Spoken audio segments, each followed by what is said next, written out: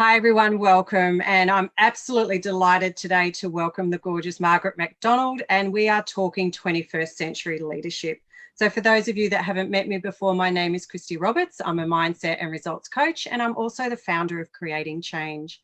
And Margaret here has been working in the leadership space for decades. So she's worked across government, private sector, statutory bodies, not-for-profits, and she's been an active business owner for many, many years. So Margaret's also worked as a consultant for policy, strategy and evaluation on big government programs. I'm so excited to have you here today, Margaret. Thank you very much. As a leader in government, Margaret has developed policies. She's developed national change programs across a range of areas, including childcare, rehabilitation, drug and alcohol policy, and Indigenous affairs. So this journey's led Margaret to become a thought leader and a catalyst in the leadership space. Her current practice, LeaderLift, is focused on supporting purpose-driven leaders who want to collaborate for positive change in our world. So Margaret supports leaders, she supports their staff by being a thinking partner, by being a co-designer, a strategist, and a collaborator, as well as a coach, and she facilitates and works as a leadership trainer. So Margaret, as I said, absolutely delighted to have you here today. So welcome. Thank you so much, Christy. I'm delighted to be here. So let's get started. Like, you have had quite the journey, and the work that you've done has covered so many different areas and different things. And I really just want to pluck your brain today and just share you with everybody listening to really, because you have some really great thinking, and you are a thought leader in this space around leadership and the world. You know, your real big picture thinking is something I totally admire and always have. Yeah. So I think, is it okay if I just share briefly how we met? Certainly. So Margaret and I met through the Coaching Institute community, and we were both on a program called Ultimate Influence. Do you remember that? I do indeed. And we'd both gone VIP because we're pretty strategic about the way that we do things and prioritizing what's important to us. And we were at a luncheon, and we were actually seated next to each other, and we didn't know each other. And we started chatting, and all of a sudden we realized, oh, we've actually got quite a lot in common with, my background in HR and leadership development and organizational development, and a lot of the things that we were interested in. The conversation just took off. And I think it was 3 months later, I actually went and stayed at Margaret's house in Wollongong for 4 nights, and we collaborated on discussing 21st century leadership and just sharing our ideas and our inspiration. And, when you're an entrepreneur and a business owner, it's really just awesome to have the opportunity to collaborate with like-minded people. So it was a fabulous opportunity. And thank you so much for having me up there. Oh, it was my pleasure. I enjoyed it so much. And I still think of it very fondly. Yeah, well, it's absolutely awesome. So let's get into today. So, we're talking today about 21st century leadership, and, clearly you've had quite the journey. So I wonder if you could just share a little bit about yourself and what's led you to be the thought leader in the leadership space that you are today. Right. Well, I think I've always found myself in positions where I had to take charge, and it became a natural thing to think that way. And from a very, very young age, I've constantly thought about the decisions people make, even though they were by family and friends, and what impacts they had that were broader. For example, I can remember in the farming community I spent some time in, people would go out to the barrier reef and they'd bring in far more fish. At that time, the reef was just abundant. They'd bring far more fish home than what they needed. And I worried that, this overfishing was going to have an impact. And over time, it has. I worried about people clearing land and just leaving the trees with roots up in the air. And that was for tax purposes. And I worried about what that was doing to the animals and so on. So I've always had that sense of we need to take responsibility and we need to make better decisions. In my work, I've had the opportunity to be in positions where I looked at the whole of a system. I was an education consultant for many years, and I looked at how decisions were affecting schools and the decisions schools were making on kids. And as I worked in government and was given quite strategic responsibilities, I was able to see that to get things done, it required a really complex interaction of factors and people and organisations. And when they worked together, the impact was huge and the change was deep. When they didn't, it was really often a very short-lived thing. And so I started to look at collaboration and how that supported positive change. That particularly is the case in Aboriginal communities, because they think as a community, they don't think of individuals. So I've thought about the dimensions of collaboration.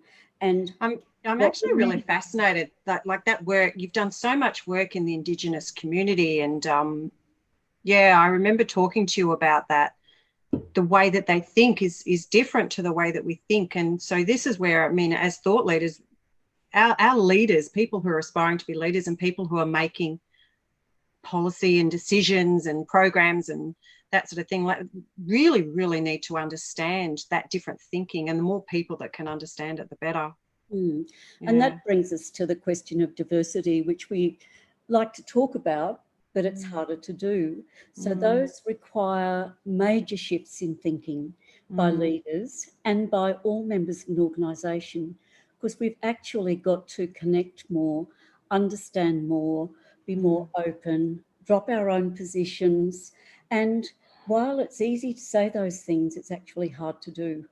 And we need to, develop skills in those practices. Yeah, and I think that's why collaboration, it just can't be underestimated, that value of diversity of thinking and how that can innovate. But I'm not sure if you're aware, I ended up working in local government down here, and I was working on we've brought in gender equality legislation here in Victoria.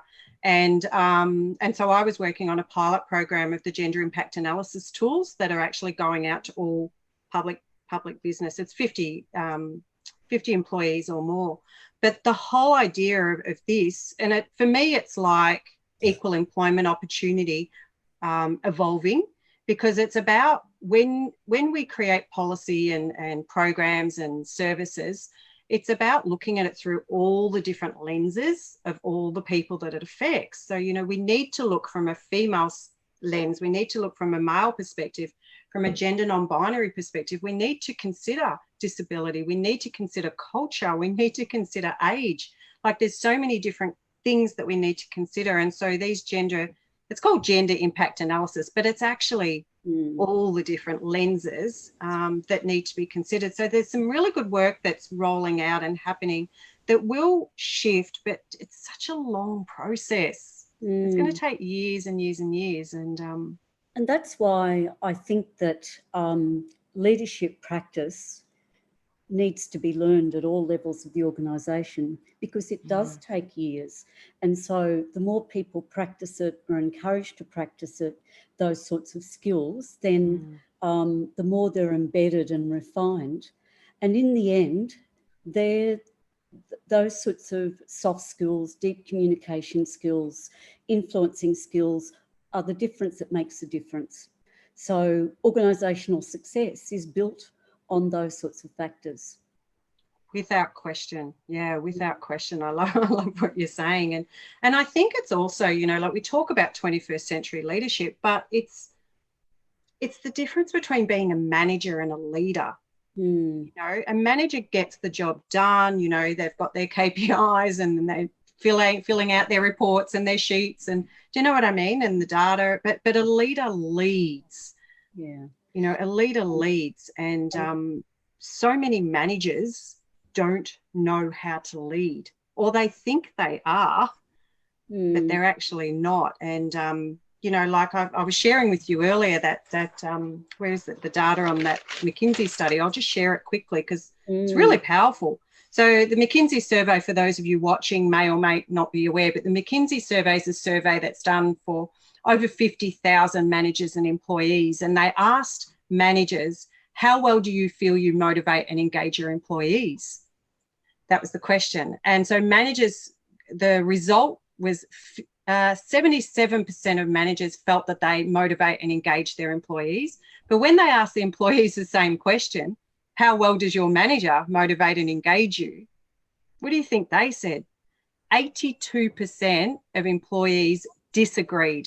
So only 18%, I'll say it again, 18% of employees feel that their manager motivates and engages them.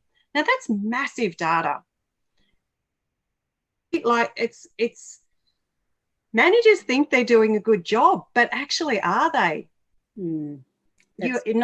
They might think they are, but are they really motivating their staff? Do they know how to motivate their staff? And another result here was 65% of employees said they'd forego a pay rise to see their manager fired.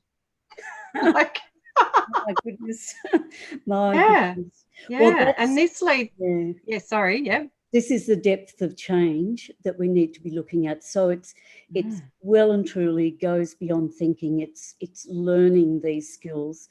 And for a lot of heads of organisations and people in senior roles, I actually relate to their problem because organisations are so busy.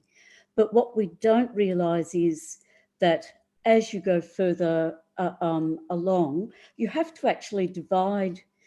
You have multiple roles, and one of the key roles is to keep the organisation on track, keep the core business going. But there are times when you've really got to deliberately shift into another mode, and you must do it every day. Not all day, but you have to spend time really thinking about these things and making a difference in these areas. Yeah, so when you say different mode, can you tell me what you mean by that? Well, one of the things that, and these things, some of these things aren't new, it's the extent of them that we need to think about, is that people used to say, well, walk around and find out what's happening. Well, that's really about connection and finding out how people feel and what their views are on issues. Well, it very rarely happens, but it's really important. And I can remember one leader I really admired in government. He was the head of a department I was in, Commonwealth Department, and he used to have a brown bag lunch every fortnight, I think it was, or every week. And people would just bring their lunch and sit and chat with him and ask him what he thought about things. And he'd ask them, and there'd be discussion. That had a profound effect. Love it. And also he would reflect on things that had happened and reflect on things that could have been done better and how we might think about them differently. Well, they're very powerful. Well, they're behaviours that we need to have more of, this doing things, reflecting on their doing. But we also have to be more deliberate. And when we're just caught up in the throes of busy work, we can't be. So how can we be innovative and creative and agile and adjust to change when we're so busy keeping going what we're going? So we need to find strategies to overcome that and cut through that. And that's one of the things I'm about, actually finding these ways. Yeah, and I love, what you were talking about with that manager with the paper bag and just being really relatable and human and their, potential project. They've got a book called Mind of a Leader, and they interviewed 35,000 leaders over 2 years, and the top characteristics that they found for successful leaders, I've written them down today. So we're talking 21st century leadership. These are the top characteristics for successful leaders today that they found. So 35,000 leaders they've interviewed. Mindfulness, selfless, compassion, approachable, relatable, and truly human. So this is about dropping the ego. This is about not worrying what you're going to look like. This is about doing things right, like being who you need to be and inspiring others through your actions. Absolutely. Yeah. And learning these skills right through the organisation helps people keep others accountable.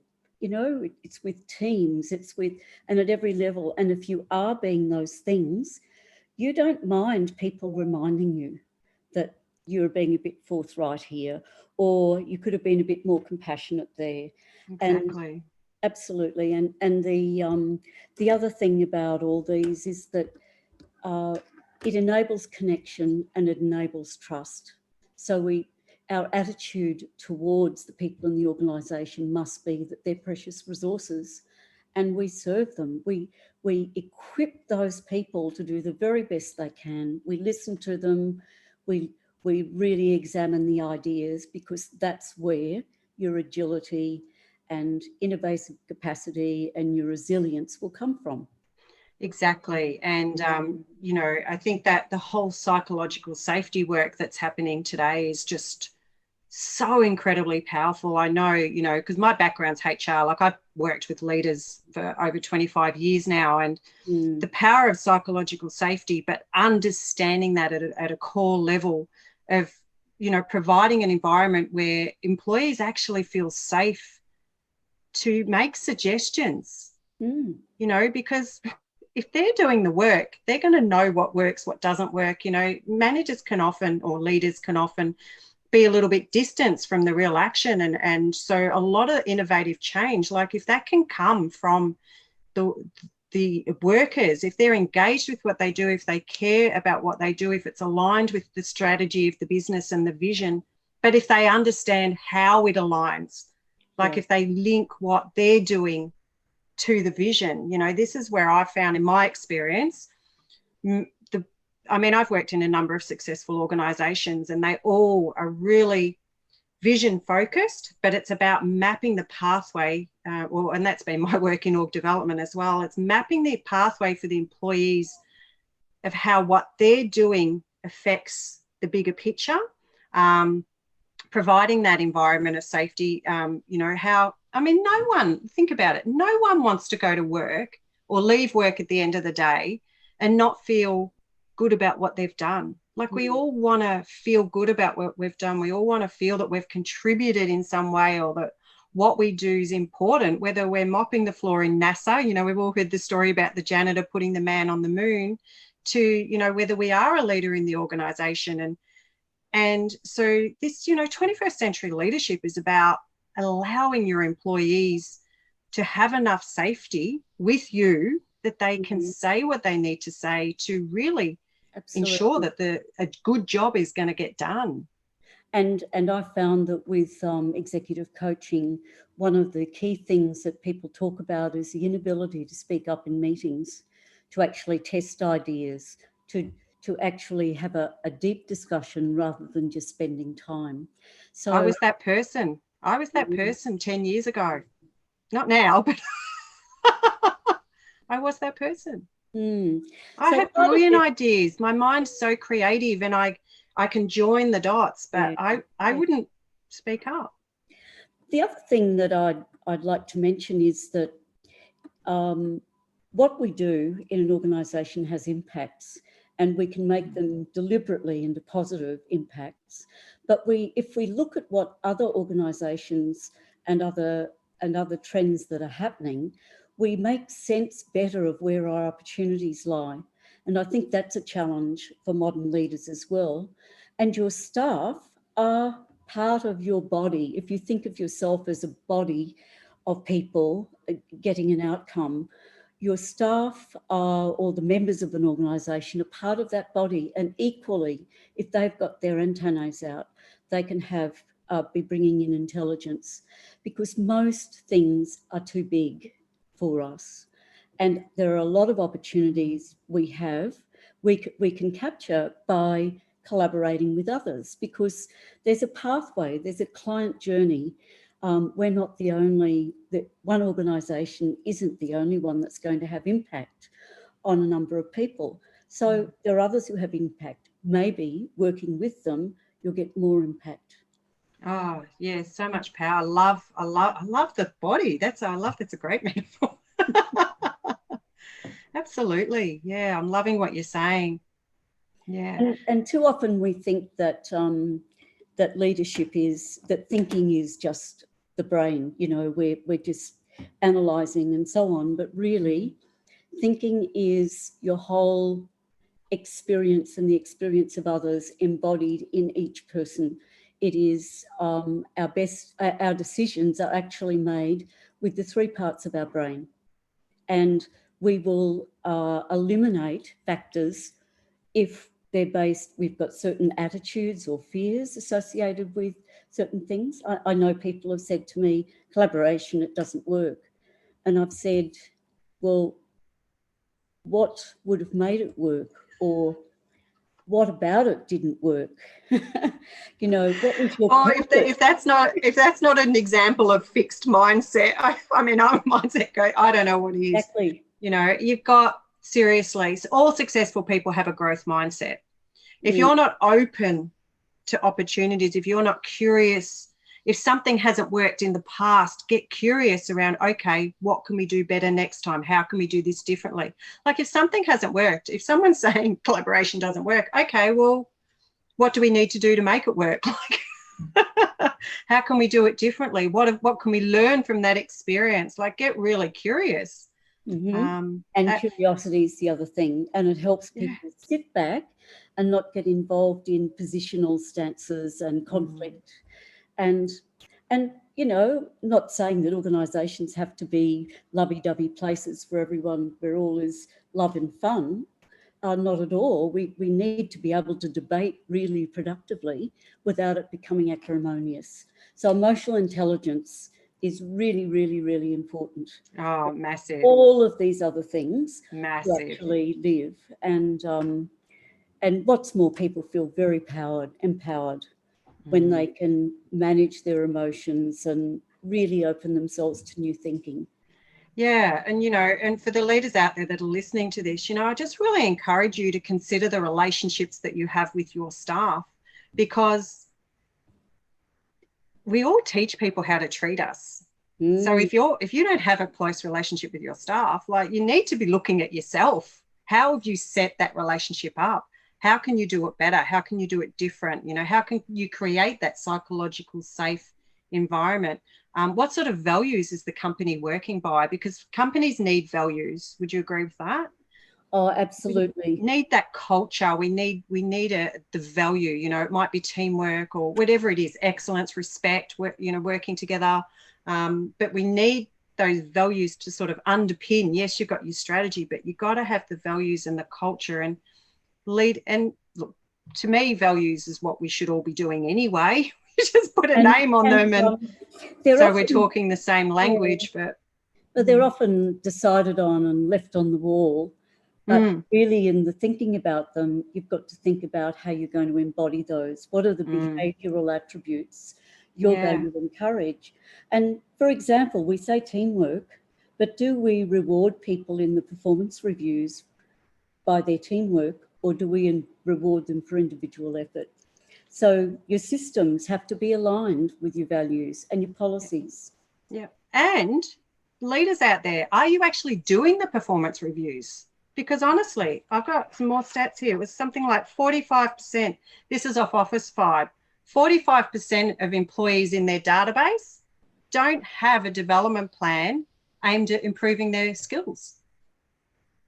Like, to me, that's the nuts and bolts. You know, I was talking with a friend, a HR manager last week, and, you know, and they're in a relatively large organisation. They don't have performance reviews. So I was talking her through the process of what to implement and where to start, because setting up performance objectives. So you need your performance objectives, you need your behavioural objectives, and you need your development plan, because this is the conversation that you need to be having with your employees, and you should be having them regularly. They don't have to be big, long, formal discussions. You know, yes, sure, you do a formal review at the end of the year, but this is the goalpost. This is what you're working on. This is the opportunity for you guys to sit down and go, what are the current challenges? What can I do to help you? These are our goals. What do we need to do to get there? What's in the way? You know, and it's an opportunity to celebrate successes. You know, like when someone does something well, recognize it, like use those discussions and formalize it, and get them on board, because the more employees can be involved in these conversations, the more, providing they're done properly, the more they'll get on board. And if you're not getting the involvement, look at psychological safety and look at who you're being as a leader. So those characteristics, are you being mindful? Are you selfless, compassionate, approachable, relatable, human, approachable? So, and I think performance reviews are a two-way street. When and nothing, absolutely, there should be no surprises, because apart from any regular performance discussion, it's leaders who take on a coaching role and managers who take on a coaching role so they can make moments really count. And those moments of support, of inquiry, of joint problem solving, they are the attributes that build that psychological safety. And I love that. Moments that count. I love it. Love it. Yeah. So, Margaret, is there anything else that you want to cover today or that you'd like to share before we wrap up? I just think my interest in leadership evolved because I saw the problems that weren't solved when people didn't take up opportunities. And a lot of it was based in fear, not wanting to make waves, or knowing that a change was involved and they didn't want to face the change. Many of the problems that we think are endemic to our own organisation are actually mutual problems. And many of the problems are too big for us to solve alone. We need to be thinking beyond our building, beyond our own organisation, and thinking about how things can be changed collectively. If we've got an environment, a local environment, a city environment, or a business environment generally that is not productive for us, why not get together with others and think about what are the things we need to do? Perhaps there are inputs from government that we might want to advocate for, or getting together with like-minded organisations to actually take action. And with a social and economics, if you've got a sick society or a sick area, you're not going to have a healthy organisation or businesses that thrive. If we look after the human environment and the social environment and the economic environment more broadly, then our business will thrive. There's lots of research which support that. And if we look at the countries like Sweden and other Germany, they look after that side of things as well as business. So if we've got some leaders out there that are watching this, what would you say to them? What would you tell them? What would you encourage them to be curious about or to do? Well, I'd say, look, be curious about what opportunities you have. How can you build on your core? How can you expand it, mould it, evolve it to make your business more sustainable and to thrive? Look at the complexity, don't go away from it, and look at how you can make sense of it and where you might want to go. Do some scenario planning. Look at how you can engender the brains in your organisation, black and white, small and large, to actually contribute to that thinking. They will love it, and you will build up a sense of we are a group of people trying to get to a certain end. Yeah, love it, love it. I'd say go get a coach. As a consultant. Or a mentor. Yeah, or a mentor, coach. Yeah, seriously, because if you want to be better, you can fast track all your results. You get a mentor, you get a coach, you get a consultant, get the work done, get in, use people who have the experience, who have walked the walk, and draw on it. And it's going to fast track you. So be deliberate. Decide. Exactly. Take deliberative action. So that's about it. Yeah, love it. Thank you so much. I've loved the conversation. It's so nice to be able to chat with you again. And so if anyone was looking for you, Margaret, how would they find you? Well, they can find me on LinkedIn under LeaderLift, or they can email me on margaret@leaderlift.consulting. Perfect, perfect. And if anyone was wanting to get hold of me, it's Christy Roberts from Creating Change. I have, it's the little @ the @. You'll find me on YouTube, LinkedIn, Facebook, Instagram. I'm kind of everywhere. I've just launched my website, christyrobertscoaching.com. So, yeah, reach out by all means, get in contact. And thank you, Margaret. Awesome talking to you. You too. Thanks. Bye.